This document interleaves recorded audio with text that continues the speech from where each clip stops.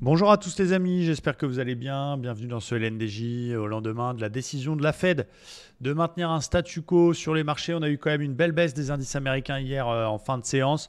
C'est principalement le discours de Powell qui a rappelé que la Fed allait rien lâcher et donc peut-être pas procéder à plusieurs baisses de taux l'année prochaine.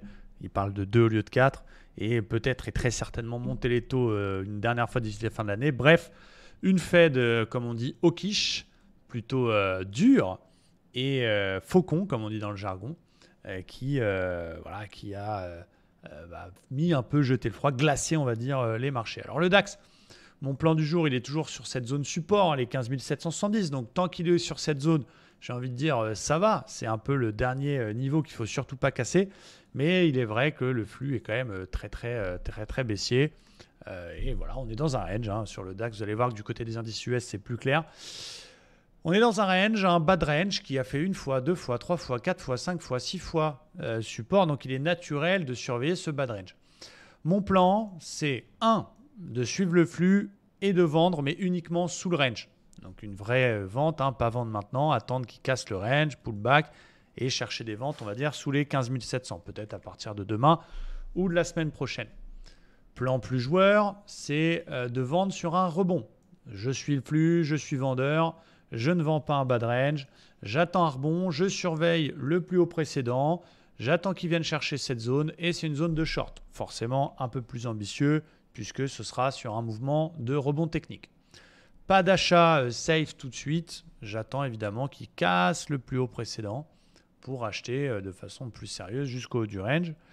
Et vraiment, si et uniquement si j'ai un super setup de fausse cassure ou un super 5 étoiles du Seigneur comme une divergence ou une bulle apesanteur, je peux acheter le bas de range, mais forcément ce sera un petit peu dangereux. Mais voilà, dans l'optique de trader ce qu'on voit, je répète, dans la catégorie des plans safe, donc de suivi de flux, c'est des achats uniquement au-dessus de 960, des ventes sous le range.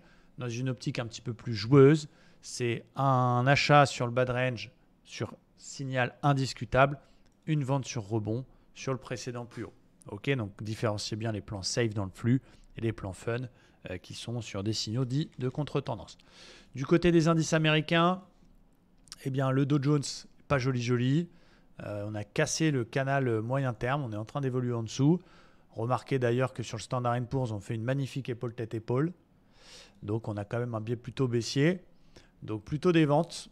Où est-ce que je vais chercher des ventes? Donc c'est pareil, il est sur un niveau alors qui a été un peu travaillé fin août, mais qui a un niveau pour l'instant un petit peu support. Pour cet après-midi, je ferai des ventes uniquement s'il pète les plus bas de la semaine. Donc il est en train de le faire d'ailleurs. Je vends sous 34 600 pour aller chercher les 34 400. Donc par exemple cet après-midi, on a un OPR qui casse par le bas. Eh bien je peux faire une vente jusqu'au 400. Ok, mais il faut vraiment qu'il soit sous les plus bas de la semaine. Si on voit un rebond, je ne vais pas essayer de l'attraper, je vais essayer de le vendre sur un rebond. Pareil, toujours dans le flux. Donc du coup, si on voit que ça tient cette zone-là, que ça ne veut pas la casser, que ça rebondit, je vais surveiller ma zone golden, donc autour du 61,8, du dernier petit mouvement baissier, pour une vente par ici, vers les 900. Ok, donc un peu plus joueur, mais si on a un beau signal, une bulle apesanteur baissière ou quelque chose d'intéressant, un double top, une divergence, ce sera une vente donc sur rebond technique vers les 900. Tout est possible. Vente sous les plus bas de la semaine pour aller chercher les 400. Vente sur rebond vers les 900 qui serait un pullback un peu exagéré sur le canal. Cassé.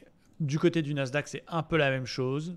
On a un Nasdaq qui a bien pété son grand support oblique daily quand même qui est ici. Regardez, c'est assez impressionnant. Voilà. Donc on est plutôt dans un flux baissier. On a cassé largement le 61,8 de la dernière vague de hausse. Donc plutôt des ventes. Pareil. Soit des ventes standard, cassure d'OPR par le bas, mais attention, il faut qu'on ait une belle marge cet après-midi parce qu'il y a le 100% ici qui est l'objectif. Donc si on fait un OPR et qu'on est déjà quasiment au 100%, on n'a pas beaucoup de marge de manœuvre. Donc il faudra faire attention. Ça dépendra du RR. Sinon, on le laisse rebondir un petit peu. Je vois qu'il y a peut-être une petite divergence en formation. On le laisse faire son petit rebond. Pourquoi pas venir nous chercher les plus bas pétés? Pourquoi pas venir combler le FVG qui est ici? Et donc une vente sur rebond vers les 280 qui permettrait de vendre avec un peu plus de potentiel. Donc voilà, plutôt des ventes dans ce marché. On verra, on changera d'avis si jamais on a un très beau signal de retournement. Parce qu'on n'oublie pas qu'on est quand même sur des gros niveaux. Mais attention à ne pas systématiquement essayer d'acheter une baisse et plutôt essayer de surfer dessus, surtout avec cette ETE assez intéressante du côté du Dow Jones. Donc voilà ce que je surveille comme niveau. On va rester très sélectif. On va faire du beau et du 5 étoiles. Merci à tous et très bonne journée de trading. Ciao!